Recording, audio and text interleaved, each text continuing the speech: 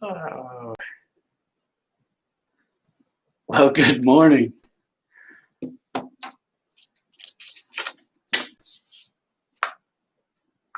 Nate, I already said that. You can't say hello, Scotty. You've gotta be more creative, like top of the morning to you, Scotty.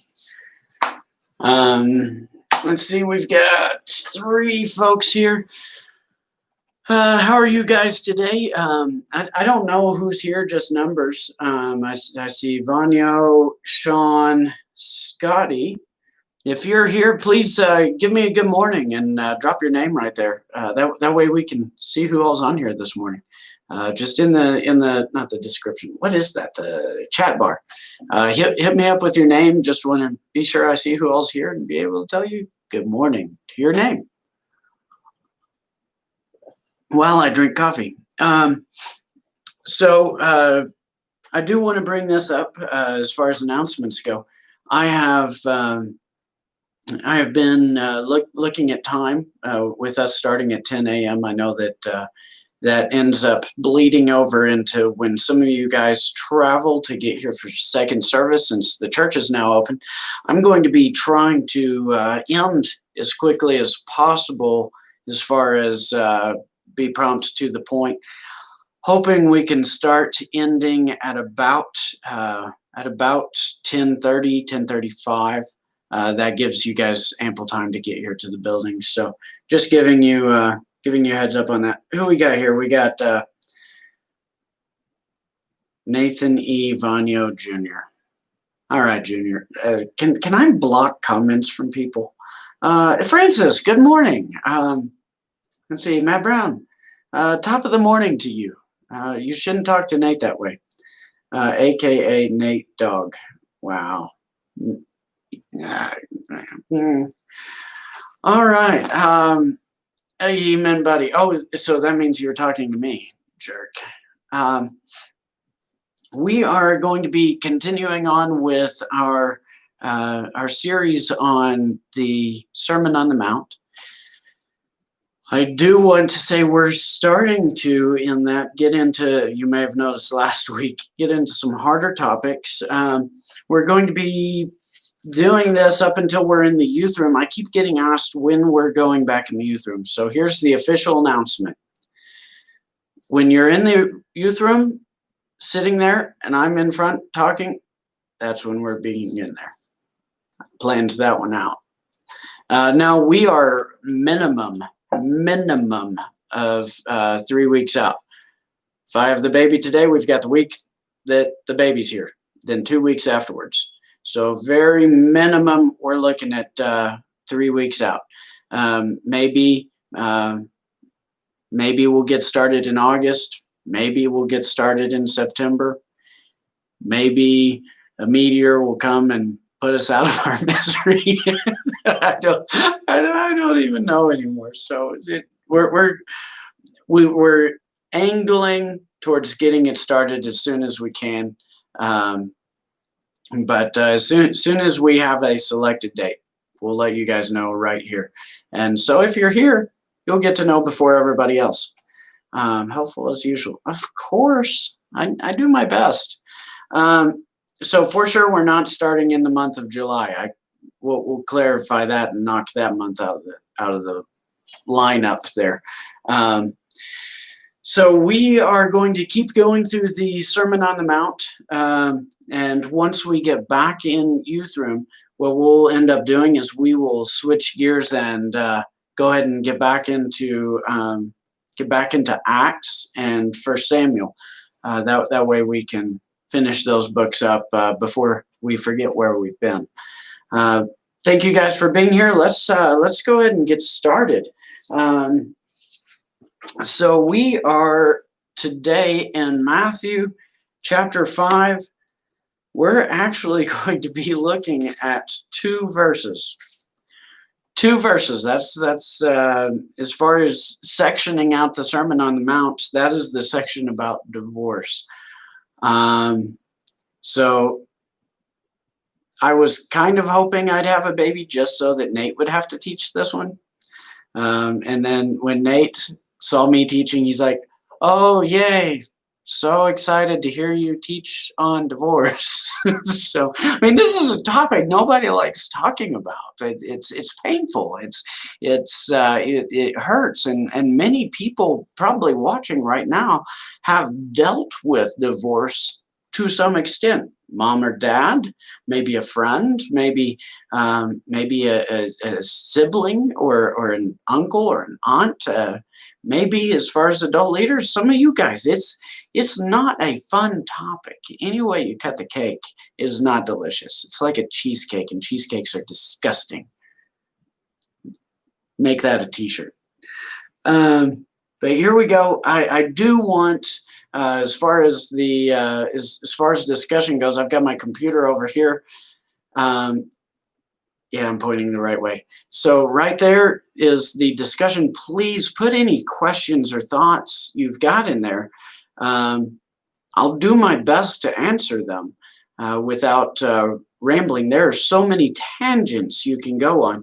And as a matter of fact, there are to this day tons of theological debates on this stuff.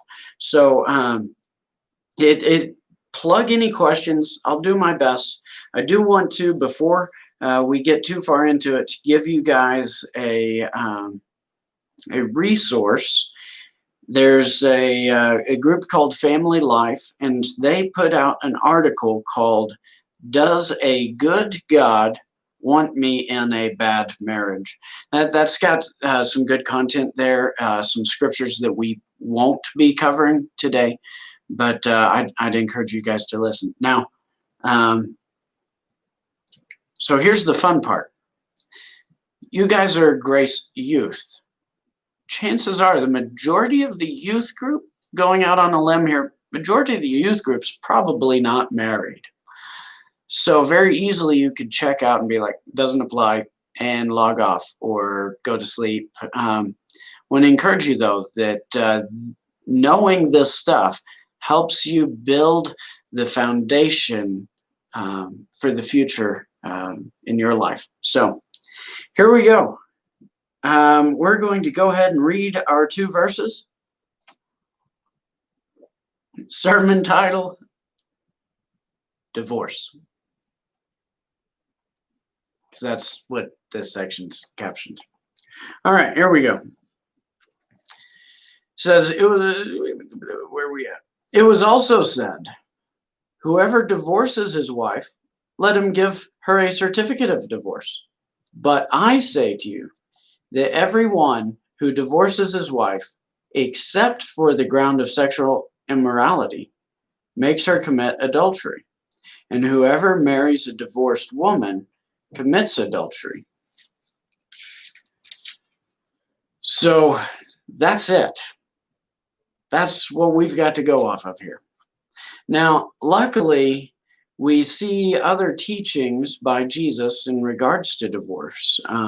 We actually see a lot of divorce played out as far as being explained in the letters written by Paul. There's a few spots in Hebrews.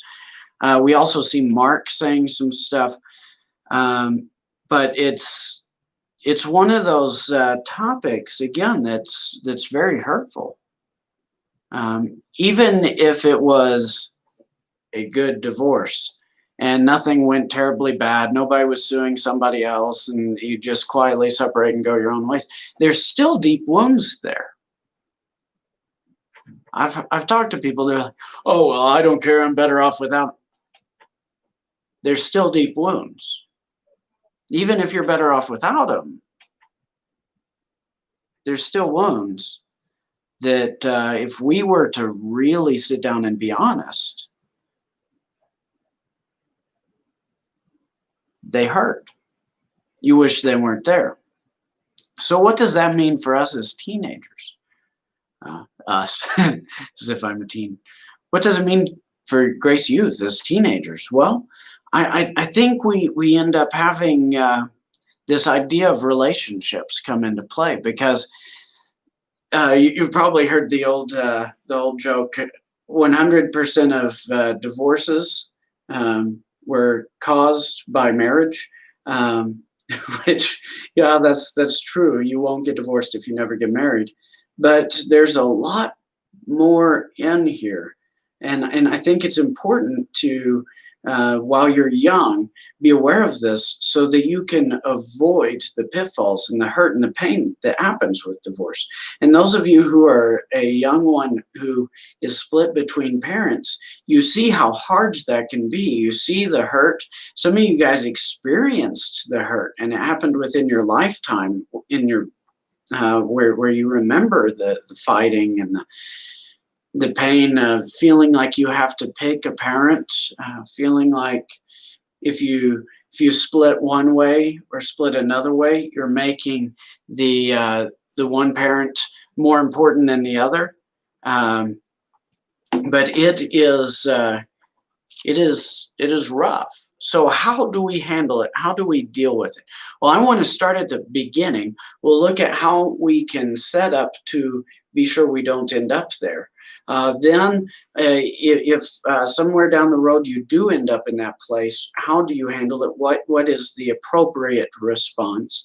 And then, let's say it's happened around you. How do you deal with that pain? How do you not play favorites with mom and with dad? And so that's kind of where we're going today.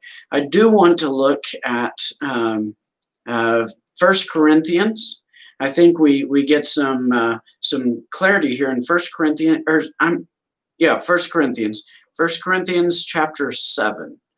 So go ahead and turn to 1 Corinthians chapter 7. 1 Corinthians 7. Let's see here.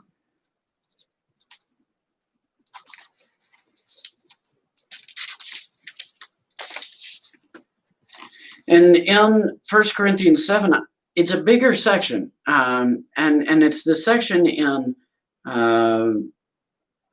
verse 2 through 11 is what I'm going to look at. 2 through 11 of chapter 7 in 1 Corinthians, it says, "But because of the temptation to sexual immorality, each man should have his own wife, and each woman her own husband. The husband should give to his wife her conjugal rights, and likewise the wife to her husband. For the wife does not have the authority over her own body, but the husband does. Likewise, the husband does not have authority over his own body, but the wife does. Do not deprive one another, except perhaps by agreement for a limited time, that you may devote yourselves to prayer, but then come together again, so that Satan may not tempt you because of your lack of self-control." Now, I do want to pause there. What on earth is this saying? Well, in this section, Paul is making the argument that marriage should not just be a cultural thing where, well, in America, you have to get married, so I'm going to get married. That type of thing. But if I never get married, then I'm a reject and nobody loves me. That's not it. That's not the purpose. There are some people who are blessed with singleness and the ability to handle that without falling into sexual sin. And those people are able to do ministry on a completely different playing field than those who are married. For example, myself, I'm married, and now that does help in a lot of ways. I've got my wife to help lead the girls and the women leaders, and then I focus on the young men and the male leaders. But then you run into the problem of sometimes my wife needs ministry, and so I have to cut ties with all the guys, focus on my family. Likewise, sometimes I need ministry, and she has to cut all ties and focus on me. And then we have kids, and so sometimes we have to cut ties and focus on the kids. And so there's a lot of hiccups. And so You look at somebody who is single, the amount of time that they're able to put into it, the amount of effort, the amount of finance, the amount of focus. It's not a thing where you call them up, hey, I need somebody to talk to, and they're like, oh, I'm sorry, it's date night. It's a phenomenal blessing, and we are very blessed to have some single adult leaders in our youth room. And I thank God for those folks. Some of the best people that I have seen in ministry are the ones who don't have that other distraction of family, where church truly is their family, where you guys truly are their kids. And I just want to tell you, you students, do not throw away your gift of singleness right now. Think of how much ministry and how much growth you could have in your relationship with Christ while you're not spending all the time dating somebody, which statistically you're very likely to break up with them and not marry that person. You can grow exponentially to God. So then he moves on to the idea here that we just read of sexual temptation and how to live that in a marriage. That doesn't really apply to you guys. But then we get into verse 6. Now, as a concession, not a command, I wish that all were as myself am, but each has his own gift from God, one of one kind and one of another. That's the point that I was just making. He's saying it's a concession. He says it would be better if everybody were single, but I'm not commanding people to be single. Now, the Catholic Church took this and ran with it. They took it to mean never get married. The whole the pledge of abstinence and all that. He's saying right here, it's not a command. It's a concession. It's like, you know what? If you can stay pure without marriage, go for it.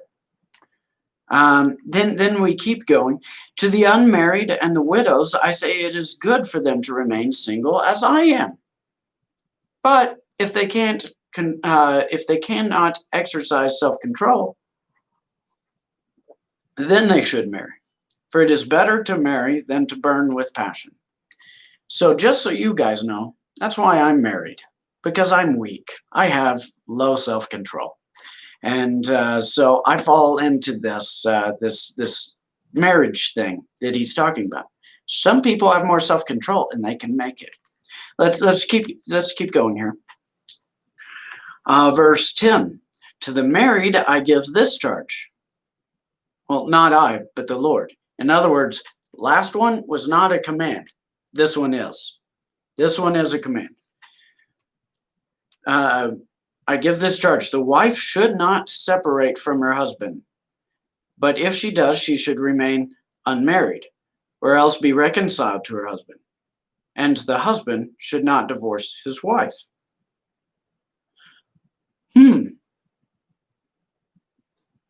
I actually want to keep going. Why not? To the rest I say, not I, the Lord, again a command, that if any brother has a wife who is an unbeliever and she consents to live with him, he should not divorce her. If any woman has a husband who is an unbeliever and he consents to live with her, she should not divorce him, for the unbelieving husband is made holy because of his wife, and the unbelieving wife is made holy because of her husband. Otherwise, your children would be unclean, but as it is, they are holy. But if the unbelieving partner separates, let it be so. In such cases, the brother or sister is not enslaved. God has called you to peace. For how do you know a wife whether you will save your husband? Or how do you know a husband whether you will save your wife? So that section is weird. That section is really weird. Because we've also heard the scripture in 2 Corinthians 6:14. And in that section, 2 Corinthians 6:14, it says, you shouldn't be unequally yoked. For what does righteousness have to do with unrighteousness? Christianity with non-believing. This is talking about two separate sections of your timeline. Once you are married, it's too late. Once you are married, it's too late. You stick with that person. Well, but what if they're a non-believer? Then they're total heathen. I can leave them, right? Not according to that. You are the face of God to them by your suffering. And because of that, they're redeemed. Now, if they leave you because of it, that's a different ballgame. But you're to do the right thing. So what's the other one about the unequally yoked? That's you students right now. You shouldn't be missionary dating. What do I mean by that? Well, I'm just going to date them, and I don't know if they're saved or not, but whenever they see how Christianly I am, then they'll get saved. You're treating a chosen relationship as if it's a marriage relationship. I'd encourage you to go back to our website and look for the relationship series and listen back through that. Actually, you know what? I'll plug that in the comments below, or the description below. But no, when you're dating, when you are befriending, whenever you are making these chosen friendships and relationships, the standard is a relationship with someone who's following Christ just as passionately or more passionately than yourself.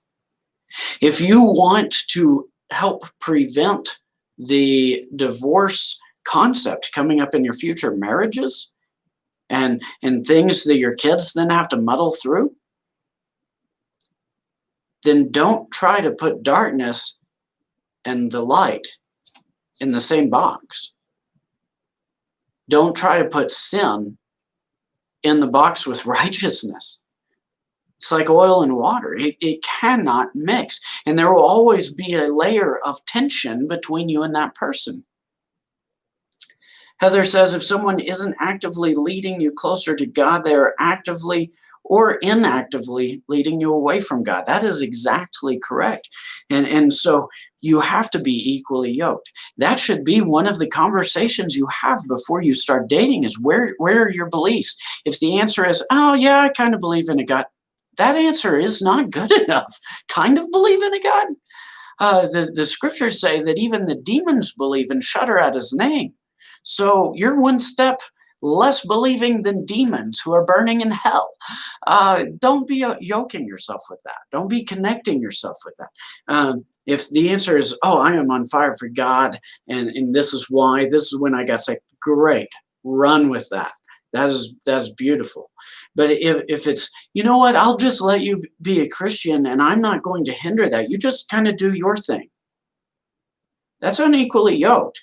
That's one person trying to walk this way while the other person walks that way, and hoping that somehow the tension of pulling two separate directions doesn't break you apart. That doesn't make a lick of sense.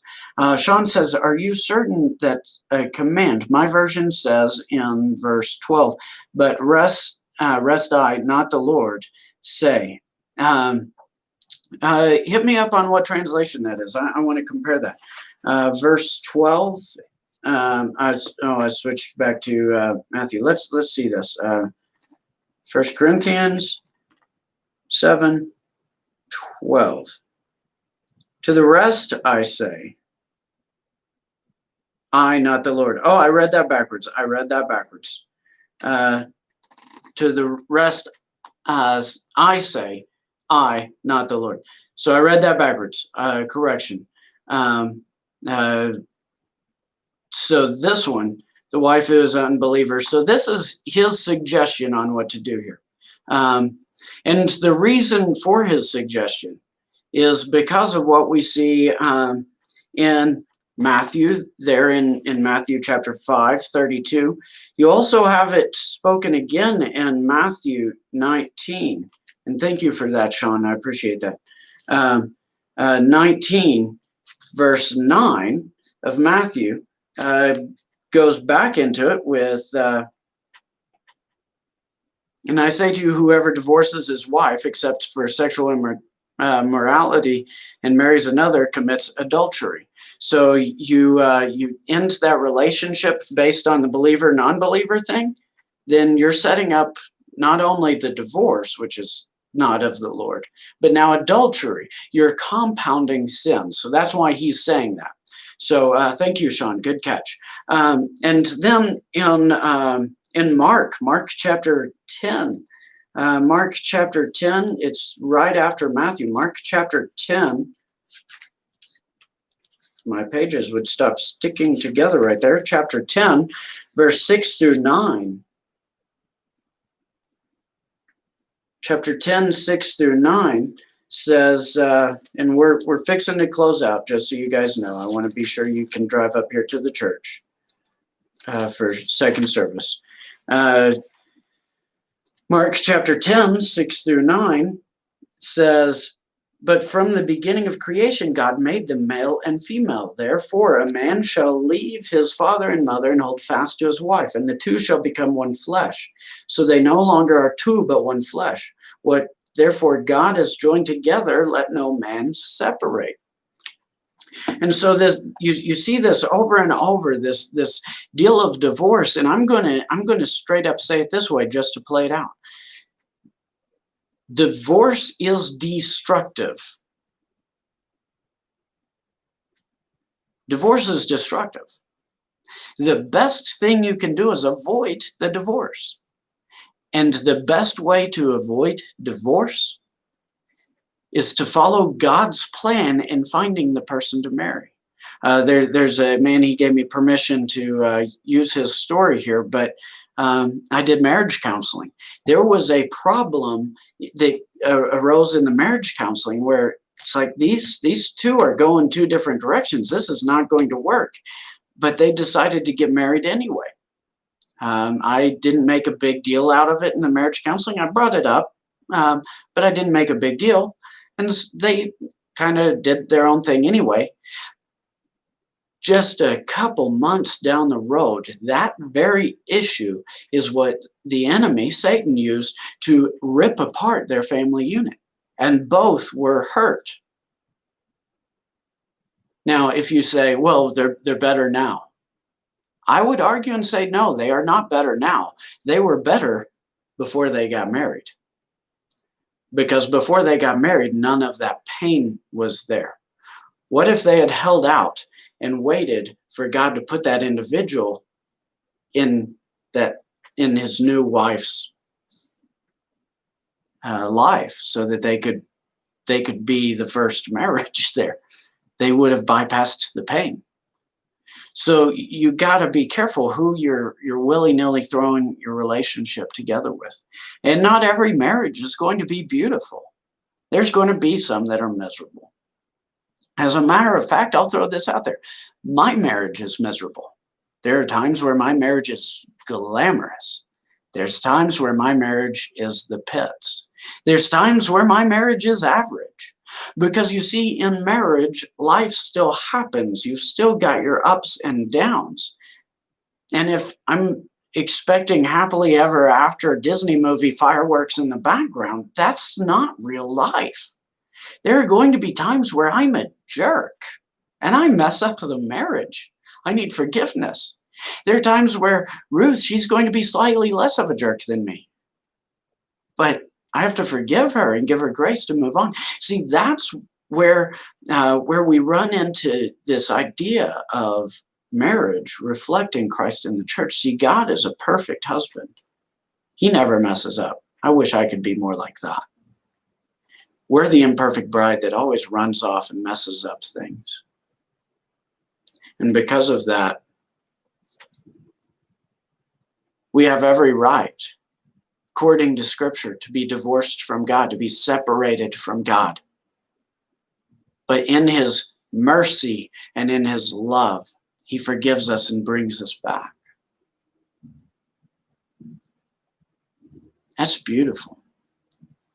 That's actually played out in the book of Hosea. Hosea is a prophet in the Old Testament, and he marries this prostitute, and she keeps running off on him, and he keeps going and bringing her back. The one ground for divorce, according to all of this, is adultery, and she keeps doing it, yet Hosea keeps bringing her back. Same deal with us. We keep cheating on God with all this sin, but God keeps coming and calling to us and bringing us back. divorce. If marriage is a symbol of heaven, divorce is a symbol of hell. Be careful how you date. Go through the relationship series. It's been close to a year since we went through it. I just want to encourage you guys, go back through it. Even if you're not dating, go back through it. Just because there's some solid Christian principles that will help you set up your life. And if you are built on the foundation of God, that's a house that can stand through storms, through the ups and downs, good marriage, good friendship, bad friendship. You can figure out how to navigate all of that. The friendships and dating of chosen relationships that build and lead into relationship you have no choice in anymore. Marriage, family. So any questions, hit those up, send them my way. If not, I'm going to go ahead and close it out here. Thank you guys for joining us. The D in divorce is for destruction. How do you deal with divorced family? I did forget to answer that. Through prayer, through showing God's love. Because see, God's love is the only thing that can heal. Not you being good enough, not you being perfect enough, but God's love. And his love comes with forgiveness, and the forgiveness comes with redemption. There are some relationships that I've seen where divorces happen. God saved those. There's times where there's kids who end up getting hit, blindsided by divorce in their household, by their mom and dad. I've seen God rock that. And because of that, their families are more solid than ever. Just be sure where you build. Build on the rock. I don't see any more questions coming through. Love you guys. And next week, slightly easier topic, oaths. Feel free to read ahead. Don't forget prayer meeting Tuesday at 2. See ya.